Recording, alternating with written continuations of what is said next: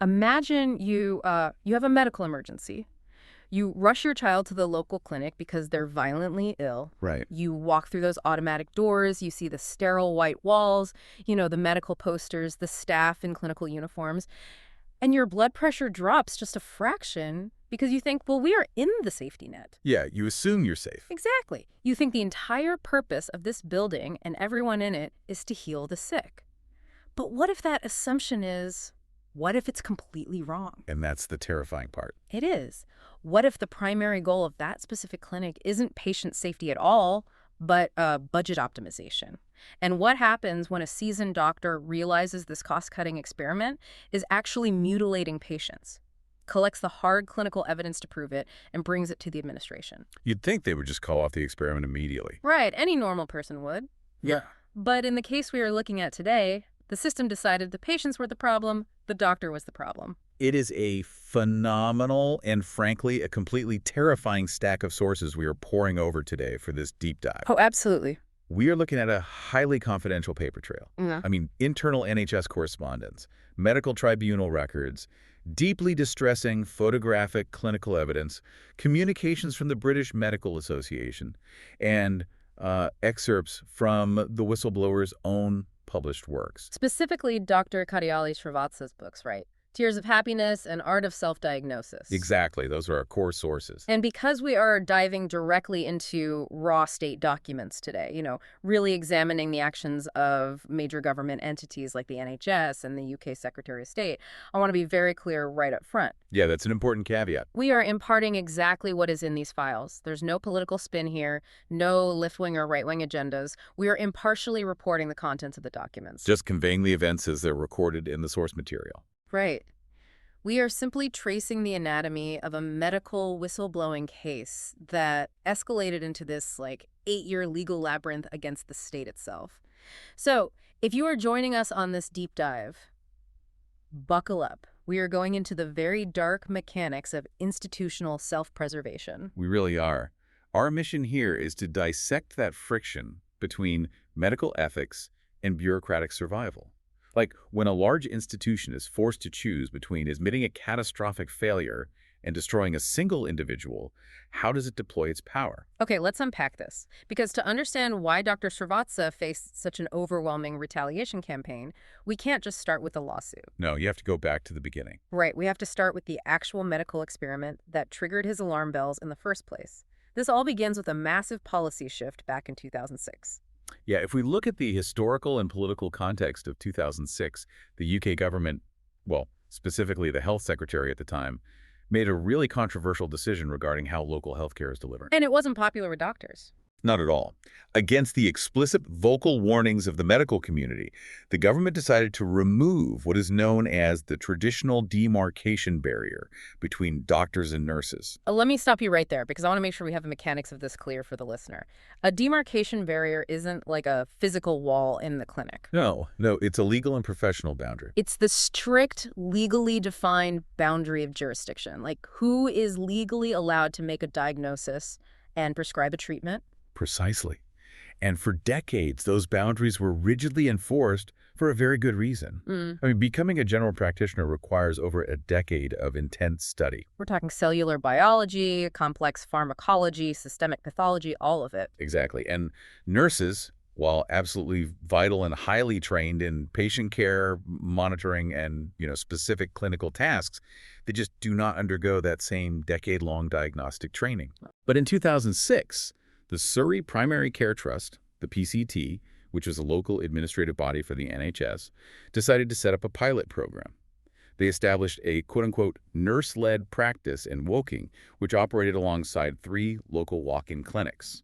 And let's be crystal clear about what nurse-led meant in this specific pilot, because we Sure. aren't talking about nurses doing triage or taking blood pressure or managing routine wound care. No, the scope was vastly expanded. The documents show that these nurses were suddenly permitted to consult registered patients, physically examine them, form a primary diagnosis, prescribe medications, and monitor those illnesses entirely without a doctor's supervision. That phrase, without supervision, is the absolute pivot point of this entire disaster. It's wild. It is. This pilot was essentially a beta test. The underlying administrative goal was to see if the NHS could roll this model out nationwide, creating independent nurse-led practices that could act as the primary medical gateway for citizens across the entire country. But wait, I'm going to play devil's advocate here for a second. If I wake up with a scratchy throat and a runny nose, do I really need a doctor who spent 12 years studying the intricacies of the human renal system to tell me to get some rest and take some ibuprofen? I see where you're going with this. Right. Like, isn't it just logical resource management to have a nurse handle the simple stuff so the doctors can focus on the complex, life-threatening cases? I can see the bureaucratic appeal of that. It sounds incredibly logical on a spreadsheet, sure. Yeah. And what's fascinating here is that the motive wasn't pure malice, it was financial. It always is. Always. The sources point out repeatedly that maintaining a staff of highly specialized doctors is the largest line item in a clinic's budget. Nurses command significantly lower salaries. So it was just cutting corners. Dr. Srivatsa's notes explicitly identify this as a move to cut corners and save money, just cloaked in the buzzwords of innovation and expanding patient access. But your devil's advocate question hits on the exact flaw in their logic. Well, you assume your scratchy throat is simple.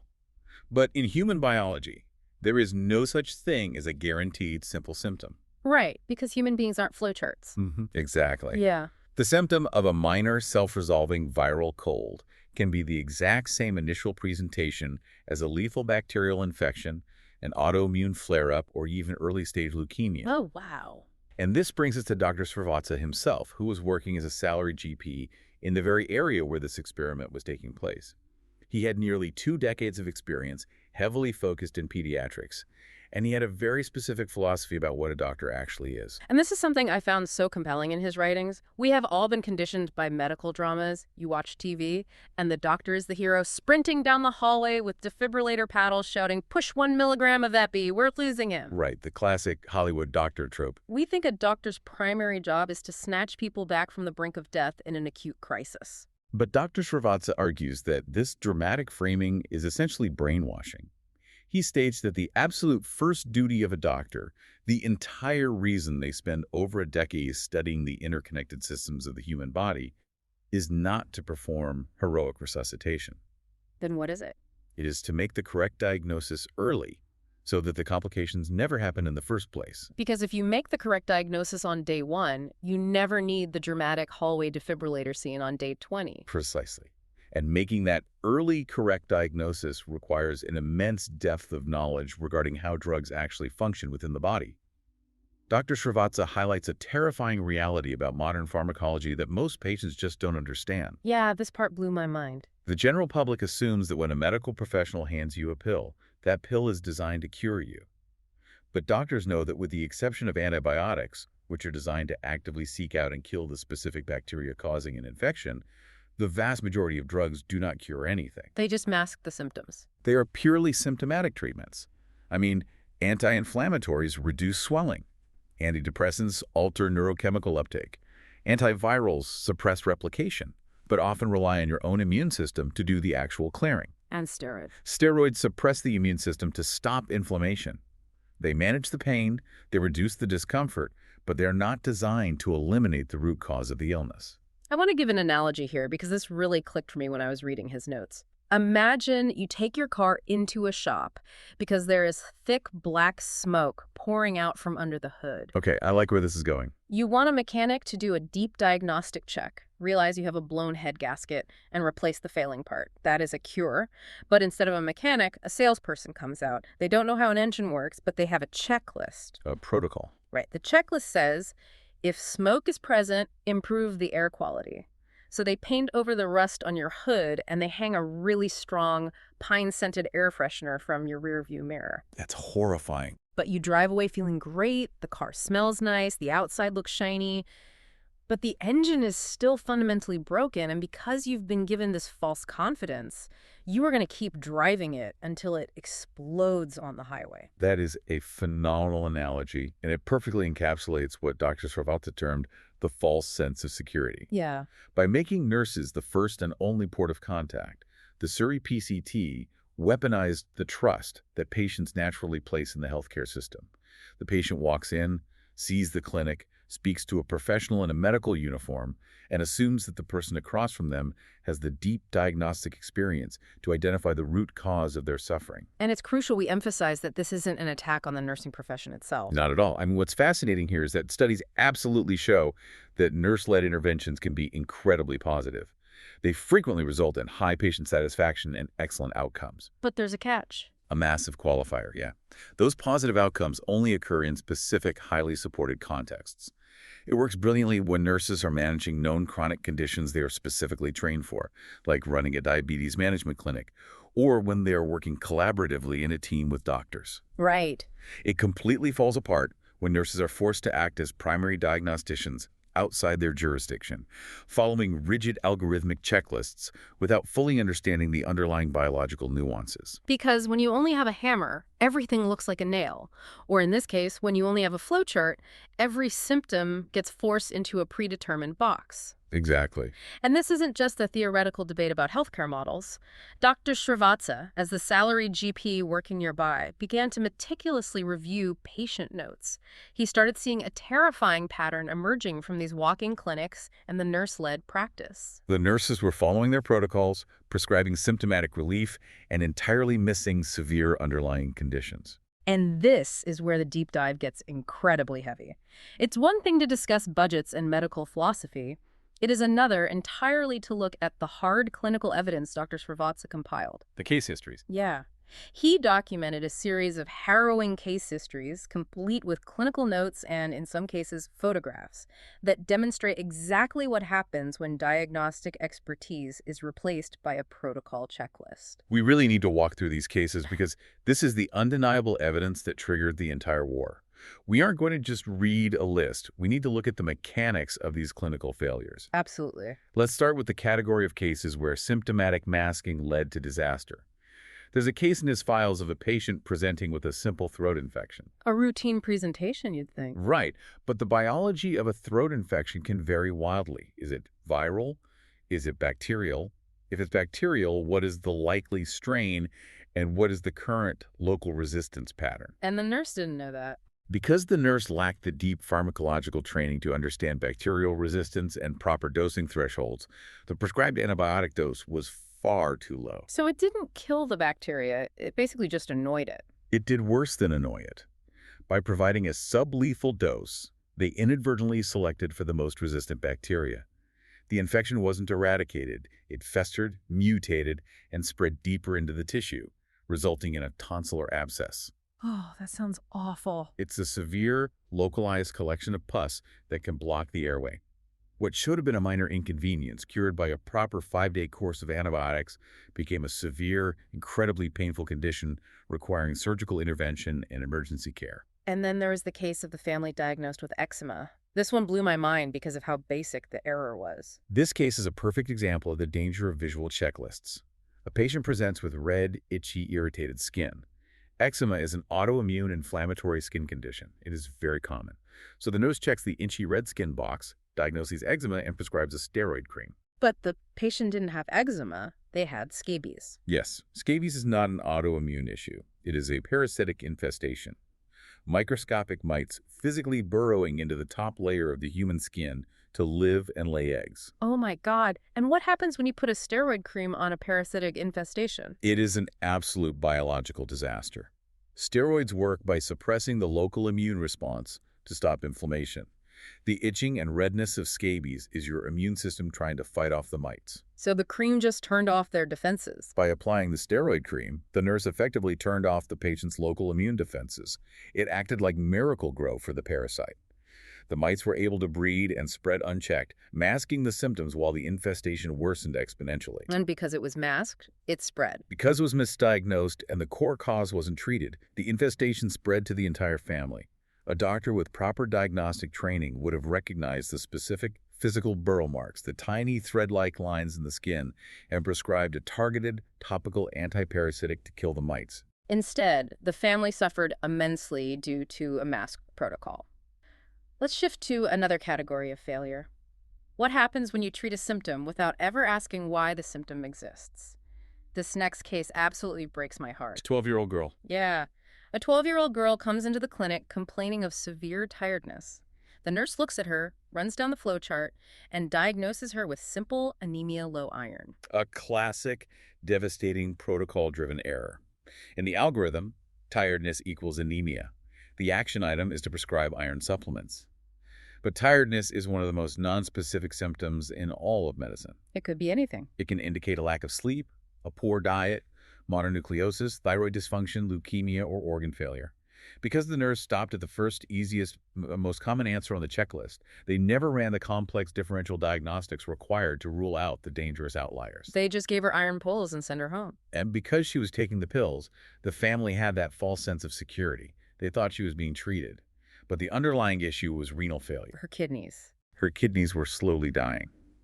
Because the diagnosis was delayed by the superficial treatment, the damage became irreversible. By the time she was 14 years old, that young girl had to have her kidneys surgically removed. That is just, it's a completely preventable organ loss if a doctor had been present to look past the surface symptom of tiredness. Exactly. Think about that for a second. If you are listening to this, think about the immense trust you place in a medical facility. How would you feel knowing that the person treating your exhausted child is just checking a box on a laminated sheet, completely unequipped to understand that her organs are shutting down? It's chilling. And the gross negligence only gets more extreme. There is a case in the documents regarding a dying woman. She is already on heavy chemotherapy and steroids for cancer. She comes into the walk-in clinic with a sore throat, and the clinical notes show she is treated with something transcribed as Banjul. Which is an incredibly bizarre note. Banjul is the capital of the Gambia, not a medication. Wait, really? Yeah, it is highly likely this is a phonetic transcription error in the clinical records for something like Benylin, an over-the-counter cough syrup, or some other superficial throat lozenge or soothing agent. But regardless of what that specific word was meant to be, the medical action it represents is a profound failure of immunology. Because a cancer patient isn't just a regular person with a sore throat. Exactly. A patient on active chemotherapy and high-dose steroids has virtually no immune system. They are entirely immunocompromised.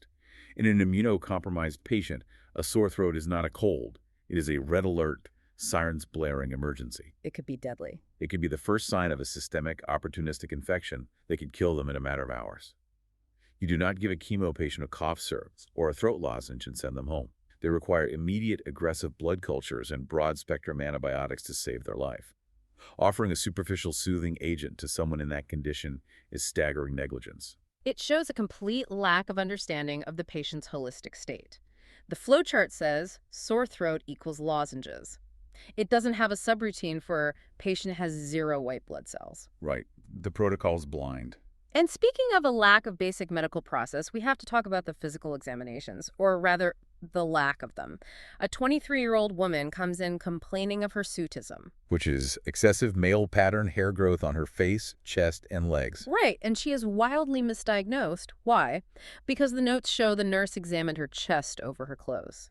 In medicine, there is a fundamental rule. You cannot diagnose what you do not see.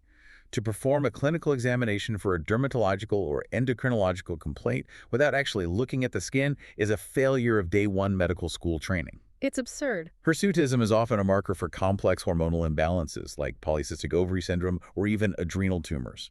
You cannot assess the severity, the distribution, or the nature of the hair growth through a sweater. It is clinical theater, not medicine. And the blind diagnoses continued. A patient presented with tummy pain and vomiting. The clinic diagnosed and treated her for gastritis inflammation of the stomach lining. And what was the actual reality? She was pregnant. A basic pregnancy test is step 1, page 1, for any woman of childbearing age presenting with abdominal pain and vomiting. It's Diagnostic 101. To prescribe medication for gastritis without confirming pregnancy is dangerous, as many medications are teratogenic, meaning they can harm the developing fetus. Here's another one regarding jurisdiction and overstepping boundaries. A child with a neurological condition was suffering from spasticity, severe muscle stiffness and involuntary spasms. Why? Because the nurses at the clinic unilaterally decided to stop the child's ongoing treatment. Again, acting entirely outside of their depth. When you are dealing with complex neurological medications, you cannot simply stop them abruptly. There are severe physiological rebound effects. A doctor understands the pharmacology of tapering doses. A nurse following an administrative directive to reduce medication costs, or simply misunderstanding the ongoing treatment plan, caused a child immense physical pain. We also have a 12-year-old girl who came into the clinic terrified because there was fresh blood in her panties. The nurses diagnosed her with a urinary tract infection and treated her blindly for it without ever performing a physical examination. Which is dangerous on multiple cascading levels. First, diagnosing a UTI without an exam or a proper culture often leads to inappropriate antibiotic use. But far more importantly, a 12-year-old presenting with unexplained bleeding requires a delicate but thorough investigation. You have to know where the blood is coming from. You have to identify the actual source of the bleeding. Is it early onset menstruation? Is it a severe internal infection? Or, tragically, you have to rule out trauma and abuse. Handing out UTI pills and ignoring the physical reality of the child is a massive dereliction of duty. And perhaps the most visually shocking case detailed in Dr. Srivatsa's clinical notes, a young child presenting with chronic vomiting.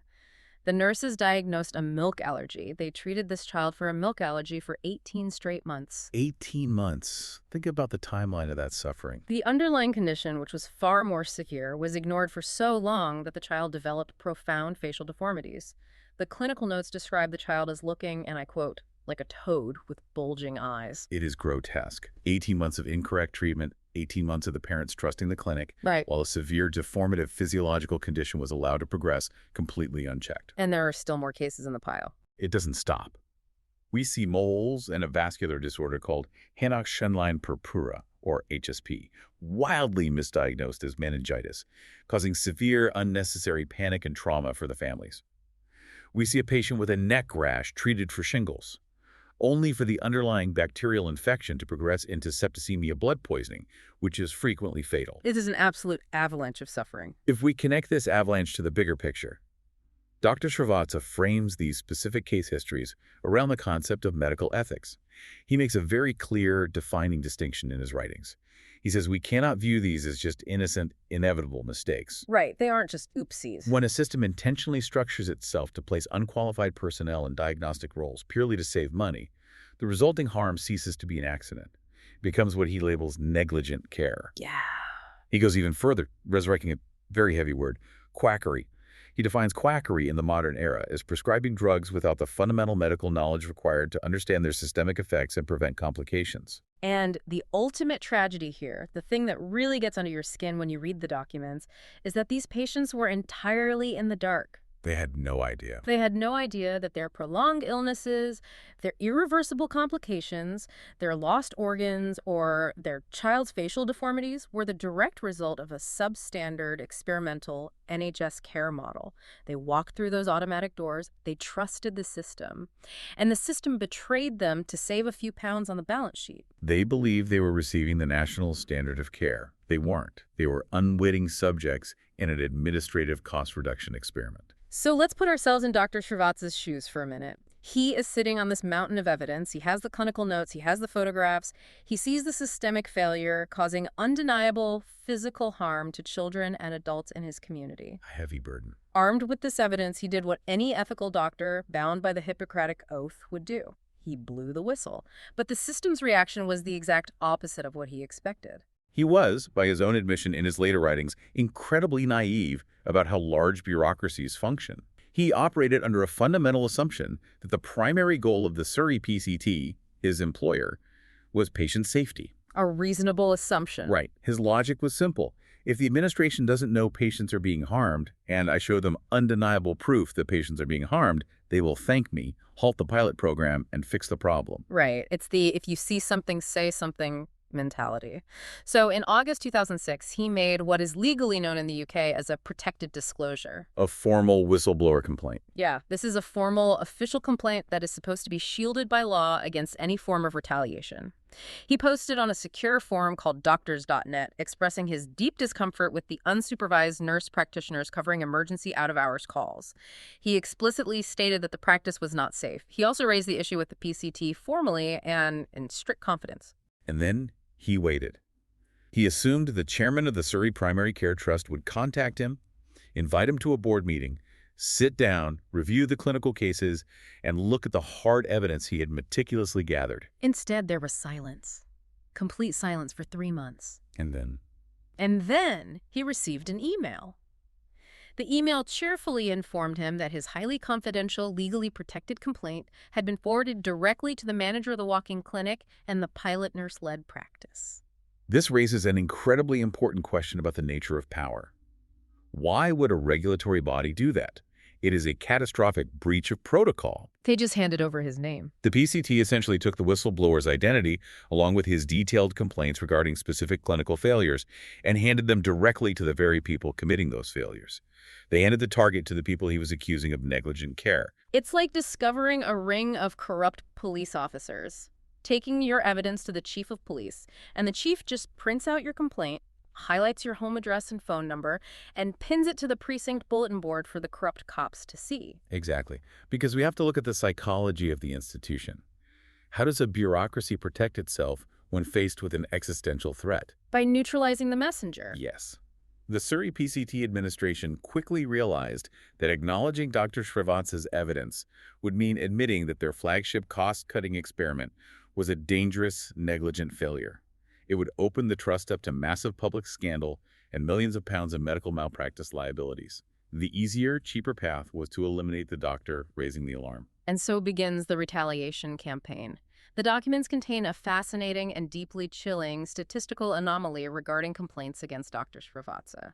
Let's look at his record. For his first 10 years of practice, from 1997 to 2007, he had a grand total of 2 complaints against him. 2 complaints over an entire decade. Over an entire decade, seeing thousands of patients. That is a remarkably clean record for a primary care physician, especially one dealing with the high stress of pediatrics and out-of-hours care. But suddenly, in 2007, directly after his protected disclosure is leaked to the clinic staff, there are 4 complaints filed against him. By 2008, there is a staggering explosion. 12 complaints filed against him in a single year. It is a manufactured avalanche. The internal documents show that a formal meeting was held on December 11, 2007. The attendees included the medical director, Dr. Graham Henderson, and Mrs. Frida Smithers. Did they use this meeting to discuss patient safety? Did they review the 14-year-old who lost a kidney or the child who looked like a toad? No. The entire focus of the meeting was initiating fresh disciplinary investigations against Dr. Srivatsa based on these sudden, highly suspicious complaints. And what is wild is that by March 2009, the majority of these sudden complaints were quietly withdrawn. Why? Because they were entirely unsubstantiated. They were fabricated. But the truth of the complaints didn't matter. The damage was the point. The process is the punishment. That is a classic textbook institutional suppression tactic. You overwhelm the whistleblower with defensive paperwork. You force them to spend all their time, their emotional energy, and their financial resources defending their own medical license and reputation, so they have absolutely no bandwidth left to pursue the original issue of patient safety. Here's where it gets really interesting and, frankly, incredibly dark. The documents reveal the most vicious tactic used against him: the threat of sexual misconduct allegations. This is the nuclear option in professional warfare. The nurses and staff at the clinic, the very people whose errors he had exposed, began whispering that he acted inappropriately. Remember the 23-year-old woman with hirsutism? The one who was misdiagnosed because the nurse examined her over her clothes. That's the one. She suddenly filed a complaint claiming to be a medical student, alleging inappropriate behavior by Dr. Srivatsa. Let me stop you to emphasize the gravity of this. In the medical profession, especially for a male doctor, an allegation of sexual misconduct is an immediate, catastrophic career ender. It doesn't even need to be proven, does it? No, it doesn't even need to be proven in a court of law. The mere whisper of it destroys your reputation in the local community, prompts immediate suspension from the medical register, and triggers devastating, highly public investigations. It is a bell that cannot be unrung. Dr. Srivatsa realized exactly what they were setting up. He saw the trap being laid. He was so terrified of being framed for sexual abuse by the coordinated clinic staff that he outright refused to return to the surgery. He stayed home. He knew that if he walked through those automatic doors, he would be walking into an ambush that would end in his arrest. And this brings us to the next, arguably more insidious phase of the institutional attack. With the doctor terrified to even enter his own clinic, the bureaucracy shifted from clinical complaints to full-scale administrative and psychological warfare. We're talking about the weaponization of process and, incredibly, the weaponization of mental health. Let's look at the timeline of the inquiry they launched against him. A standard internal inquiry of this administrative nature should have taken about 5 weeks to conclude. 5 weeks. Instead, The PCT intentionally dragged it out for over a year, and it eventually metastasized into various overlapping disciplinary forms lasting 4 years. During this protracted torture, they introduced a deeply sinister tactic. They ordered Dr. Srivatsa to undergo a mandatory psychiatric evaluation. Think about how degrading and gaslighting that is. You raise a scientifically backed, evidence-based alarm, complete with clinical notes and photographs showing that children are being harmed by medical errors, and your boss's response is, "You sound crazy. We need to have your head examined." It is one of the oldest tactics of authoritarian structures, pathologizing dissent. Yeah. If the administration can label the whistleblower as mentally unstable, paranoid, or suffering from acute stress, they immediately invalidate all of his clinical evidence. You transform a systemic institutional failure into a personal psychological breakdown of one employee. Exactly. But the psychiatric evaluation backfired on the PCT in a very specific, documented way. It totally backfired. The independent psychiatrist examined him, evaluated the situation, and concluded that yes, the clinic environment was incredibly toxic, and therefore returning to the surgery would be severely detrimental to Dr. Srivatsa's mental health. Right. The official medical advice from the psychiatrist was, do not send this man back into that hostile environment. And how did the Director of Medical Services respond to this official independent medical recommendation? Yeah. By blatantly ignoring it. They forced him to return to the clinic. They issued a directive knowingly placing him back into the exact environment the psychiatrist warned against, which predictably restarted the entire cycle of fabricated complaints, hostility, and fear. And while all this psychological pressure is being applied, the system is simultaneously breaking its own fundamental rules to dig up dirt on him. The documents show that other doctors within the trust were allowed to go through Dr. Srivatsa's confidential patient notes without his consent. And crucially, without the patient's consent. Right. Which is a flagrant, legally actionable violation of what is known in the UK as the Caldecott Principles. Wait, explain the Caldecott Principles real quick, for those who don't know. Let me explain these, because they are the bedrock of medical privacy. The Caldecott Principles are strict, legally binding guidelines that govern exactly how, when, and why patient-identifiable information can be shared. You cannot just go fishing through private medical records looking for administrative ammunition against a colleague. So they just broke the law to get him. It requires strict justification, usually directly related to patient care. Breaking this principle is highly unethical. It's a total double standard. The PCT is actively violating patient confidentiality and breaking national guidelines to destroy the man who is trying to save patient lives. And when the psychological pressure and the privacy violations weren't enough to make him quit, they moved to the final stage of institutional suppression: financial starvation. If you want to break a whistleblower who refuses to yield on principle, you cut off their ability to feed their family. Dr. Srivatsa, unable to safely work in his own clinic due to the hostile environment and the constant threat of false allegations, sought permission to work as a locum. For those who might not know, a locum is essentially a substitute doctor. Right, covering shifts. He just wanted to practice medicine at another surgery in a different town. While the dispute was being settled, he wanted to work. But the PCT actively blocked him. They claimed his name was suddenly missing for the official performers list, which is the National Registry of Approved Doctors allowed to practice in the NHS. And what was their excuse? The reason given for this omission: a convenient computer error. Right. A random computer error that just happened to exclusively target the one specific doctor who was challenging the state's clinical pilot program. How incredibly unlucky. That error prevented him from earning a living anywhere in the National Health Service.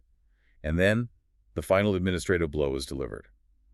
On December 27, 2009, his salary was officially suspended entirely. Merry Christmas from the NHS. He is now completely without income, entangled in a labyrinth of disciplinary hearings, and functionally blacklisted from practicing his profession. Now, you might be wondering, where is his union in all this? In the UK, doctors rely heavily on the BMA, the British Medical Association, for legal and professional protection against exactly this kind of state overreach. Yeah, the safety net for doctors. Right. Dr. Srivatsa initiated formal grievance proceedings. He meticulously compiled a list of 99 specific points of wrongdoing, detailing the clinical errors, the retaliation, the Caldecott breaches, and the breach of protocol. And the sources indicate a profound institutional betrayal here as well.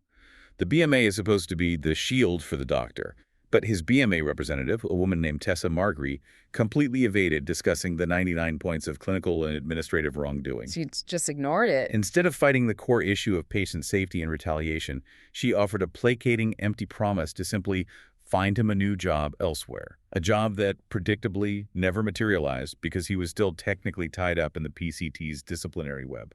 I want to ask you, the listener, to stop and put yourself in his shoes for a moment. Feel the walls closing in. You are trapped. You have absolutely no income. Your professional union, the people you pay dues to for protection, has effectively abandoned you. The medical director is actively hunting for ways to destroy your career. The administration is violating patient privacy to frame you. And if you physically walk into your office to do your job, you face the very real threat of being falsely accused of sexual misconduct. It's an impossible situation. What do? Do you surrender? When every internal mechanism designed for justice has been corrupted or turned against you, there's only one path left: the external adversarial legal system. In May 2011, Dr. Srivatsa took the ultimate step. He lodged proceedings in the employment tribunal. He took the state to court. But the state, as it turns out, had one more massive, convoluted bureaucratic trick up its sleeve. When faced with a lawsuit they couldn't win on the merits of the evidence, the state began to shapeshift. If we connect this to the bigger picture of corporate and state law, this is where the defense strategy becomes incredibly cynical. The state employed a specific regulation known as 2PE, the Transfer of Undertakings Protection of Employment Regulations. Okay, let's unpack this 2UP thing because the mechanics of it are wild. 2PE was originally designed as a shield to protect workers, right? Exactly. Like, imagine you work for a small family-owned bakery. A giant supermarket chain buys the bakery. TTE ensures the new giant corporation can't just fire you the next day without cause. Your employment contract, your seniority, and your rights automatically transfer to the new owner. It's meant to be a safety net. It's meant to maintain continuity of employment and protect vulnerable workers during a corporate takeover or a change in service providers. But the state weaponized this protective shield into a sword. How? On May 1, 2011, almost exactly the moment Dr. Srivatsa filed his tribunal proceedings, the Surrey PCT executed a sudden maneuver.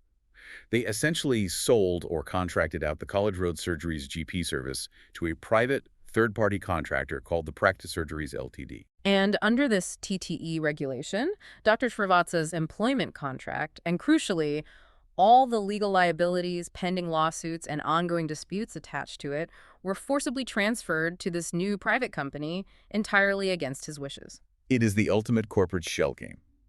The Surrey PCT, the exact entity that committed the retaliation, that covered up the clinical errors, that leaked his confidential complaint, that suspended his pay, effectively washed its hands of him. Wow. By transferring his contract via TUP, the state lawyers could stand up in a tribunal and argue a pure technicality.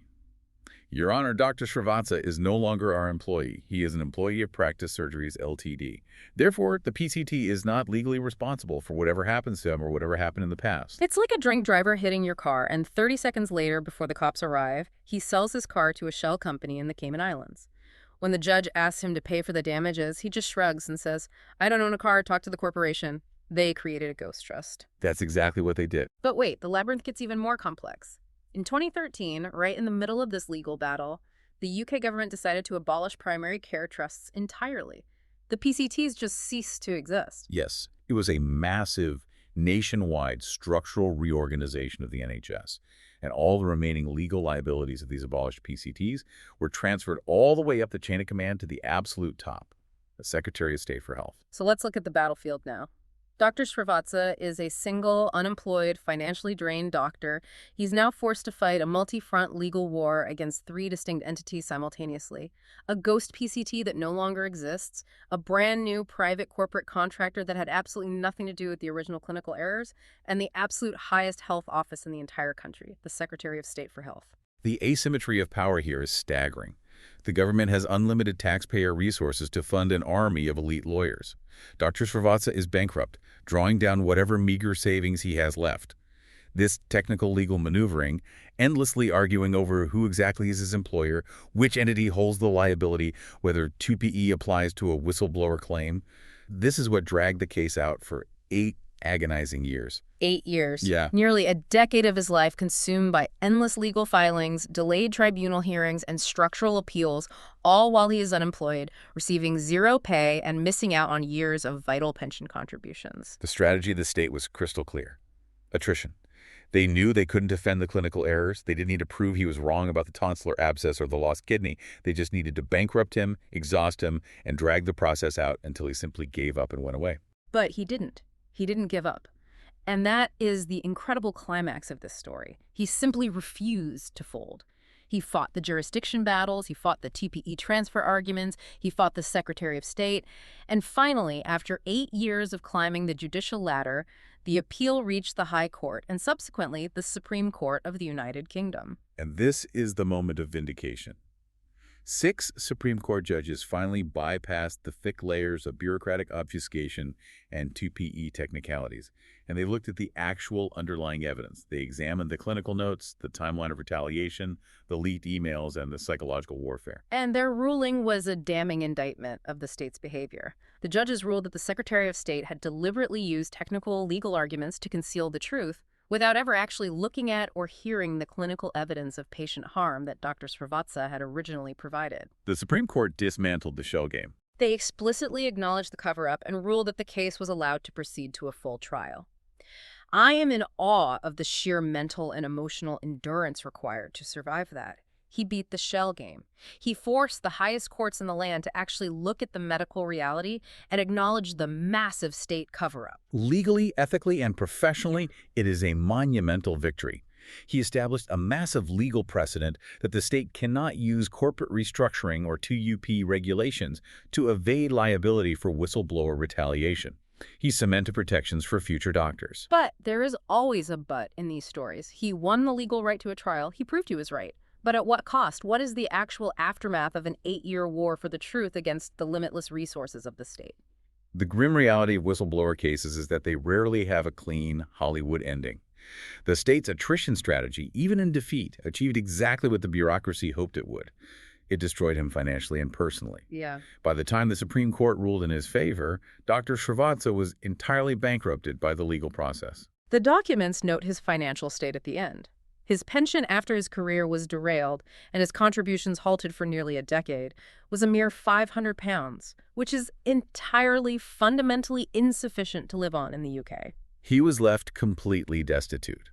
Without a home, without his family structure intact, and without the community support he had built over decades of medical practice. He had won the war, but the battlefield was a smoldering crater. So what did he do? With no viable way to survive financially in the country he had sacrificed everything to protect, he was forced to pack up and return to his native India. And reading his autobiographical excerpts from Tears of Happiness, the psychological toll is just devastating. He is sitting in India, a brilliant doctor who dedicated his entire life to patient safety, and he is left questioning his own sanity. He writes, "Why did I do what I did? Am I a fool to throw away a career, a family, and a home?" It's the survivor's guilt of the whistleblower. You do the morally right thing, the system breaks you for it, and as you sit in the rubble of your life, you are left wondering if the objective truth was actually worth the price of your existence. But there is this incredible, almost surreal epilogue to this story, a massive philosophical twist. Recently, Dr. Srivatsa took his lifetime of medical publications, his clinical philosophies, the details of his ordeal, and the digital tools he had created, and he fed them into ChatGPT. An AI. He asked an artificial intelligence to review his life's work. And the AI's assessment is one of the most profound contrasts I have ever seen. The AI didn't analyze his data through the lens of a defensive bureaucracy.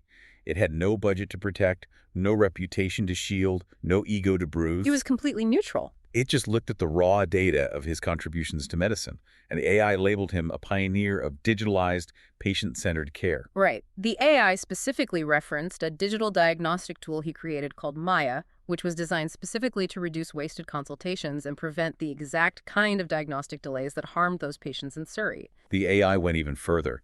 It called him a beacon of hope for humanity during the post-antibiotic era, recognizing his incredibly early prescient warnings about antibiotic resistance and the dangers of symptomatic masking. That's amazing. It even associated his ethical stance and his commitment to healing with historical medical giants like Charaka, the ancient Indian pioneer of medicine, and Florence Nightingale. This is the ultimate aha moment for me. An artificial intelligence recognized the humanity, the ethics, and the brilliance that the human bureaucracy actively tried to destroy. The human institution, fueled by self-interest and fear, viewed his demand for accuracy as a lethal threat. The machine, devoid of self-interest, looked at the exact same data and viewed him as a medical visionary. It's a stark, almost poetic contrast. The machine saw the immense value of his absolute commitment to objective truth and patient safety, while the human institution saw only a liability that needed to be erased. So, what does this all mean? We've looked at the raw documents, we've tracked the mechanics of the 8-year war, we've seen the toll it took on one man's life. The overarching truth that bleeds through every single page of these sources is that the system, the NHS, the Surrey PCT, the state apparatus, prioritized its budget over its patients. Yeah, it's undeniable. And when fundamentally challenged, it prioritized its reputation over one of its best, most ethical doctors. It reveals a terrifying fragility in the modern healthcare infrastructure.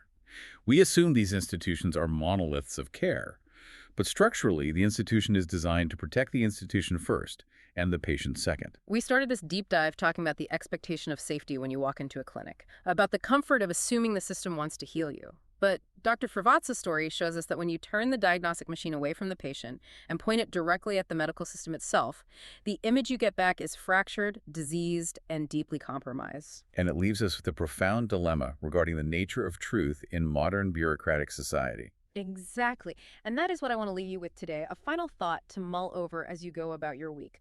When the massive institutions designed and funded to protect us are the ones actively causing the harm, whistleblowing isn't just an act of bravery, it's an act of self-destruction. If a brilliant doctor is punished with bankruptcy, public humiliation, and exile simply for demanding that a child gets an accurate diagnosis, we have to ask ourselves, in the modern healthcare system, is the truth considered a cure, or is it treated as a disease?